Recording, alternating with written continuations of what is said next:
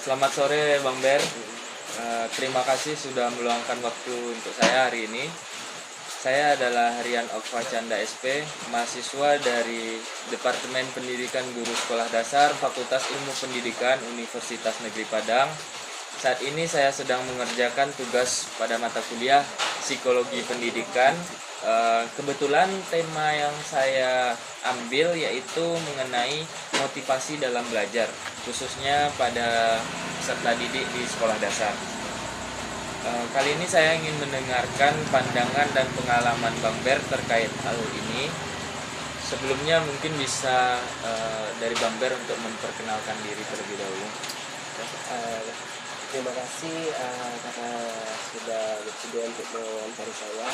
Sebelumnya perkenalkan, nama saya Nober Miter dari jurusan Pendidikan Guru Sekolah Dasar 3S1-nya. Kemudian saya juga sudah selesai dalam pendidikan profesi guru. Oke, terima kasih Bang Ber atas pengenalannya. Mungkin boleh langsung ke pertanyaan saya, Bang. Kita mulai pertanyaannya, Bang. Yang pertama yaitu yang ingin saya ketahui menurut pandangan dari Abang. Apa peran motivasi dalam proses belajar pada anak, khususnya untuk peserta didik di kelas 1 sekolah dasar? Kalau berbicara tentang peran motivasi, ya, peran motivasi itu pastinya sangat penting, ya, tidak hanya untuk siswa kelas 1. Tentunya peran motivasi itu sangat penting bagi semua jenjang, baik itu dari kelas 1 sampai kelas 6. Bahkan di jenjang yang lebih tinggi juga itu perlu yang namanya peran motivasi. Kenapa diperlukan peran motivasi tersebut atau diperlukan motivasi tersebut? Karena setiap peserta didik itu pastinya memiliki keragaman karakter yang berbeda-beda. Nah, ada yang misalnya di kelas 1, kan di sini berfokusnya pada kelas 1.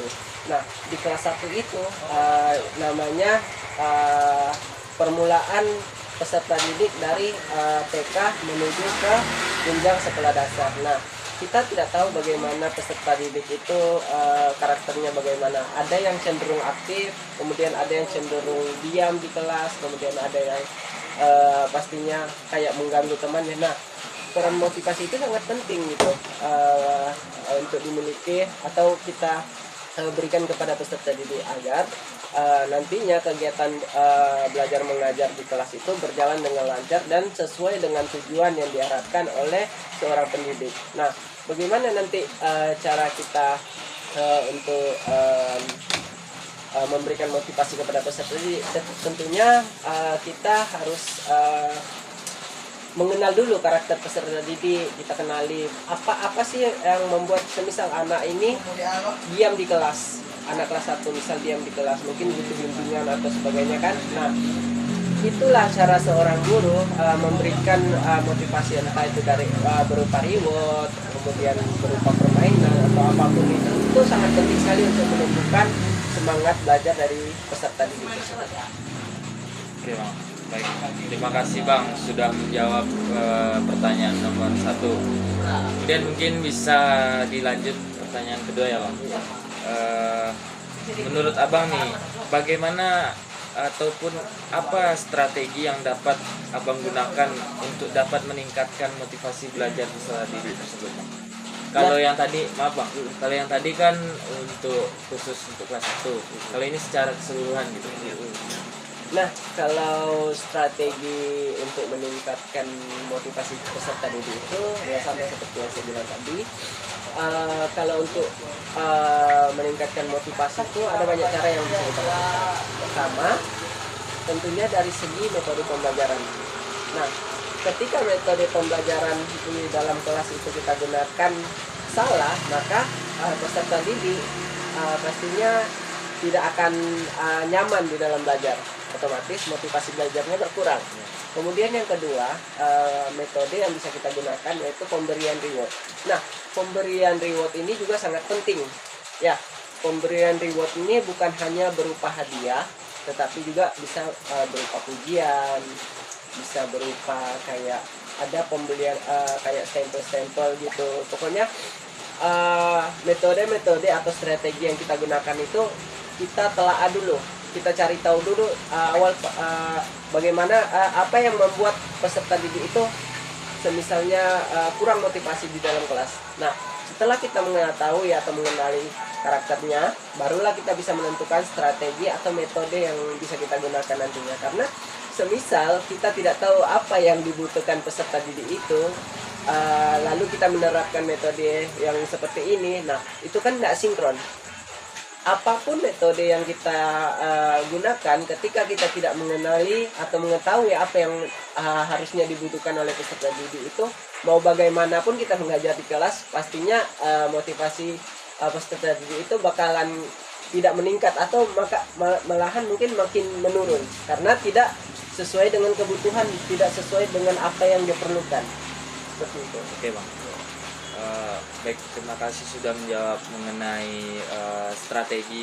Lanjut ke pertanyaan selanjutnya mungkin Bang, di mana pertanyaannya yaitu apakah ada pengalaman dari Abang di SD yang Abang ingat gitu, di mana seorang peserta didik itu yang awalnya kurang termotivasi kemudian menjadi lebih baik, lebih bersemangat dalam belajar ketika diberikan motivasi. Kalau dari saya sendiri, sewaktu saya mengajar di PPL itu banyak ya menemukan hal-hal seperti itu, di mana peserta didik itu sangat kurang motivasi untuk belajar. Terkadang kalau saya melihat sendiri dari wali kelasnya, biasanya kan yang paling dekat itu dengan peserta didik itu ya wali kelasnya. Bahkan ketika wali kelas mengajar itu kebanyakan dari peserta didik itu bermain-main, kemudian kurang fokus dalam belajar, kemudian mengganggu-ganggu temannya. Nah, itu tidak hanya saya temukan di kelas tinggi, bahkan di kelas rendah juga sama seperti itu. Nah, bagaimana saya membuat peserta didik itu lebih termotivasi dalam belajar? Nah, saya menggunakan ada yang namanya mungkin di dalam perkuliahan entah itu udah dapat atau belum, ada yang namanya pendekatan culturally responsive teaching atau CRT. Nah, itu nanti bisa di searching. Nah, kemudian ada juga pembelajaran berdiferensiasi. Itu pembelajaran berdiferensiasi itu biasanya pembelajaran yang sesuai dengan kebutuhan peserta didik. Nah, awalnya saya pastinya mengamati dulu bagaimana tingkah laku peserta didik, kemudian saya mengamati bagaimana setiap peserta didik itu kalau di kelas. Nah, itu saya catat semua. Setelah dicatat, barulah kita bisa menemukan apa sih titik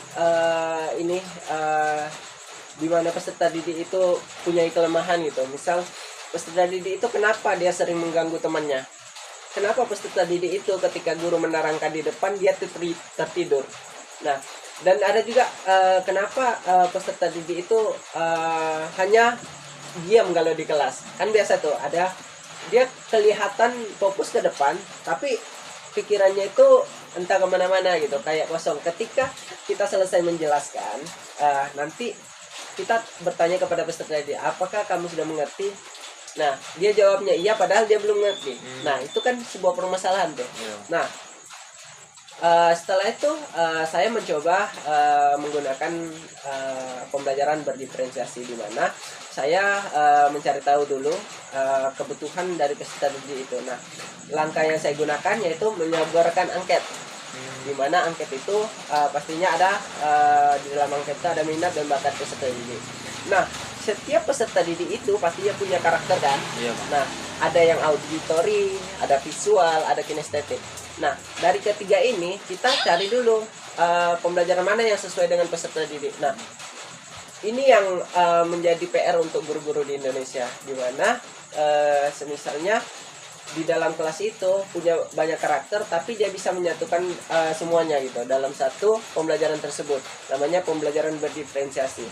Nah, ketika ada anak dengan gaya belajarnya audio, nah kita berusaha mencari bagaimana caranya agar anak ini bisa mengerti dengan apa yang kita sampaikan, bisa menggunakan media video. Nah, itu kalau untuk audio. Kemudian kalau untuk visual lebih sukanya ke mana? Ke arah mana? Gambar misalnya. Bisa dia lebih mengerti kalau ada sebuah materi itu Objek. di objek atau gambar-gambar. Nah, dia lebih cepat mengerti. Dan ada anak yang lebih suka ketika kita memberikan pembelajaran itu lebih ke praktek. Dia lebih suka ke praktek dibanding dengan mendengarkan guru yang berceramah ke depan. Nah, seperti itu. Terus setelah kita mengetahui kebutuhan yang peserta didik itu, barulah kita bisa menentukan metode, model, dan strategi apa yang harus kita terapkan seperti itu. Jadi harus terstruktur dulu. Jadi ketika kita mengajar di kelas itu tidak hanya asal memberikan materi kemudian memasukkan model apa semua itu kan nggak boleh sembarang. Jadi harus terstruktur. Kita harus mengenal dulu karakternya dari awal. Nah, ada yang namanya itu asesmen awal. Nah, itulah guna asesmen awal. Nah, ketika kita tidak mengetahui asesmen awal peserta didik, kita sendiri yang akan kewalahan nantinya. Ya, seperti itu. Berarti pengalaman yang menarik juga dari abang gitu ya bang. Baik, lanjut bang. Kalau boleh bertanya bang, bagaimana bang menangani mungkin peserta didik yang kurang percaya diri atau memiliki hambatan di dalam belajarnya itu? Kalau berbicara tentang peserta didik yang kurang percaya diri, sebenarnya bukan peserta didik itu bukan tidak percaya diri, namun ya peserta didik itu dia percaya diri ketika dia ada support. Nah, kita sebagai seorang guru harusnya mensupport peserta didik itu. Nah, ketika ada hambatan dalam belajar, nah kitalah sebagai seorang guru yang harus memberikan support kepada peserta didik itu. Nah, ada yang namanya peserta didik di kelas tuh, ada yang namanya peserta didik tingkat bawah, tengah, dan atas. Nah, itu dibedakan. Kalau yang namanya hambatan belajar itu sudah pasti di low ya, di low. Nah, di bagian low ini kita harus memperhatikan bagaimana cara seorang guru itu tidak berfokus hanya, biasanya guru nih kalau misal di kelas mengajar ya, yang saya lihat berdasarkan fakta itu guru cenderung bertanya kepada peserta didik yang sudah memiliki tingkat berpikir kritisnya itu udah di atas, itu istilahnya lebih pintar. Nah, sedangkan peserta didik yang tingkat berpikirnya masih di bawah atau belum terkejar dengan yang di atas itu biasanya cenderung diacukan. Nah, tidak dihiraukan misalnya. Jadi bukan dia tidak percaya diri, sebenarnya dia percaya diri, cuman ketika dia menjawab ada hal-hal yang mungkin mengganggunya, misalnya ada ejekan dari teman misalnya, kemudian ada intimidasi dari guru juga misalnya. Nah, kemudian nggak dikasih kepercayaan gitu ya. Benar-benar. Nah, bagaimana cara kita menumbuhkannya? Itu tadi kita harus mengenal dulu peserta didik itu. Kita lakukan pendekatan kepada peserta didik itu, kemudian kita berikan motivasi, entah itu berupa reward atau apa, sesuatu yang menjanjikan kepada peserta didik itu pastinya akan meningkatkan motivasi belajar peserta didik. Tidak hanya peserta didik, kadang kita juga mahasiswa ya. Ketika kita diiming-imingi sesuatu, kita pasti akan lebih bersemangat. Sama kayak kita melakukan perlombaan. Nah, ketika ada sebuah hadiah, pastinya kita akan berusaha untuk mengejar. Nah, tapi salahnya di sini, ketika kita melakukan itu, maka ketika nanti suatu saat kita berusaha untuk tidak memberikan hadiah kepada peserta didik itu kan pastinya dia kayak ngapain nggak ada hadiah lagi kan. Jadi udah makin malas. Nah, itulah saya bilang tadi, kita harus memberikan pemahaman lebih kepada peserta didik bahwa di kelas itu tidak untuk mendapatkan reward. Kalaupun ada reward, itu anggaplah sebagai sebuah hadiah untuk tambahan untuk adik-adik semua atau anak-anak kita di kelas. Nah, jadi itu yang saya bilang tadi, reward itu bukan sebatas pemberian hadiah, bisa dengan pujian atau apapun itu, sesuai dengan kreativitas pendidik itu sendiri, seperti itu. Mungkin banyak belajar saya dari jawaban yang sudah abang berikan tadi. Sebagai pertanyaan terakhir dari saya nih bang, menurut abang, kan kalau yang tanggung jawab di sekolah itu kan guru bang, yang lebih bertanggung jawab lagi itu kan ada orang tua kalau di rumah kan bang. Benar-benar. Nah, gimana apa peran orang tua dalam mendukung motivasi belajar yang diterapkan oleh guru di sekolah? Wah, ya, kalau peran orang tua ya, peran orang tua itu tentunya sangat penting sekali ya, terutama untuk peserta didik. Kenapa peran orang tua itu sangat berpengaruh kepada peserta didik? Karena awal peserta didik itu mendapatkan pengalaman belajar itu tentunya dari rumah. Nah, bagaimana peran orang tua di rumah yang seharusnya? Yaitu yang pertama, memfasilitasi kebutuhan peserta didik di rumah, bisa itu dari alat tulis atau apapun, buku, pensil, penghapus, pokoknya semua yang dibutuhkan peserta didik itu harus terpenuhi. Kemudian dukungan. Nah, ketika ada peserta didik atau ada anak-anak orang tua itu mendapatkan nilai yang di bawah atau belum mencapai dengan target yang diharapkan oleh orang tua, jangan sekali-sekali untuk mengintimidasi, tapi berilah dorongan kepada peserta didik. Nah, kenapa? Karena dengan dorongan itu mereka lebih percaya diri lagi untuk meningkatkan hasil belajar mereka. Kemudian yang ketiga pastinya lingkungannya. Nah, ada beberapa peserta didik yang saya temui itu di rumah sangat gimana ya, orang tuanya itu kurang memberikan kasih sayang ya, kurang memberikan kasih sayang. Kemudian orang tuanya sering berantem di rumah, bahkan sampai ada orang tuanya yang cerai. Nah, itu sangat berpengaruh sekali, tidak hanya di lingkungan rumahnya, tapi dari lingkungan rumah itu dia bawa ke sekolah.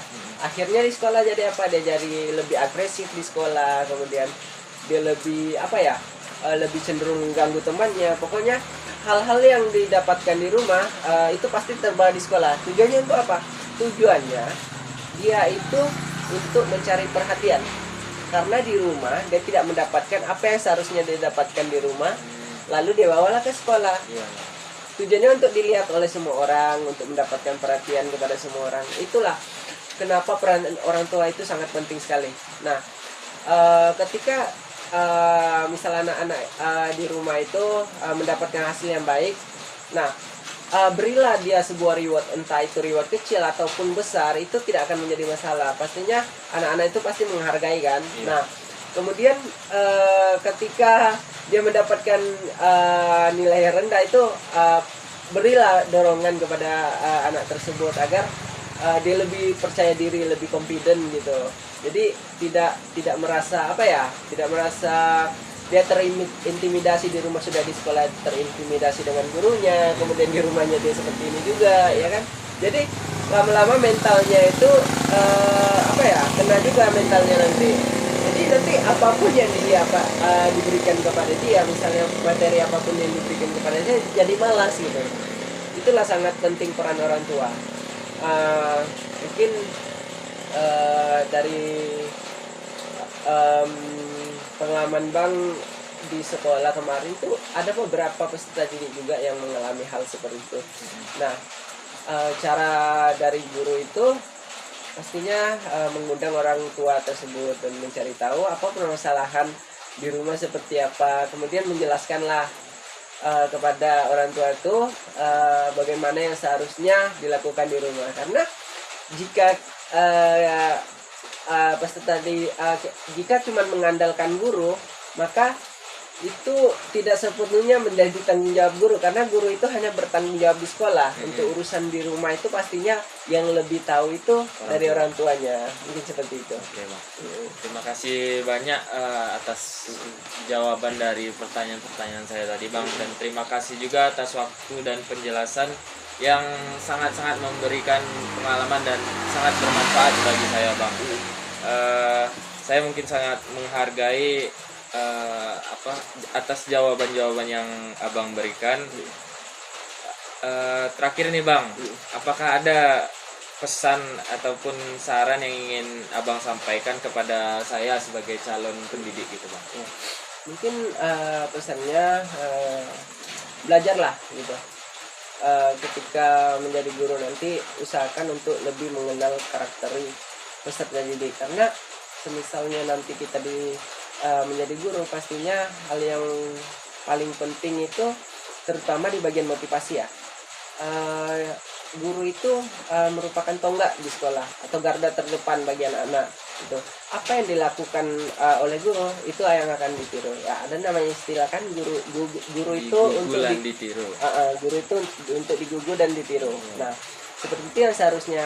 Jadi ketika Rian nanti mulai untuk berkecimpung di dunia pendidikan, ya cobalah belajar untuk mengenal karakternya dulu, kemudian mencari metode-metode yang sesuai, kemudian lebih kreatif lagi ketika mengajar, dan perbanyaklah ini referensi di dalam mengajar gitu, biar nanti Rian lebih gampang beradaptasi gitu. Jadi walaupun kita ditempatkan di lingkungan manapun, ketika kita sudah mengetahui bagaimana cara yang sebenarnya untuk mengajar peserta didik itu, pastinya lebih gampang gitu, lebih enak gitu untuk mengajarnya. Jadi tidak ada beban gitu ketika kita mengajar nanti, yang seperti itu. Oke, terima kasih banyak Bang atas sarannya. Semoga saran dari Abang menjadi motivasi juga hendaknya bagi saya Bang. Mungkin hanya demikian wawancara saya Bang. Sekian Bang. Nah.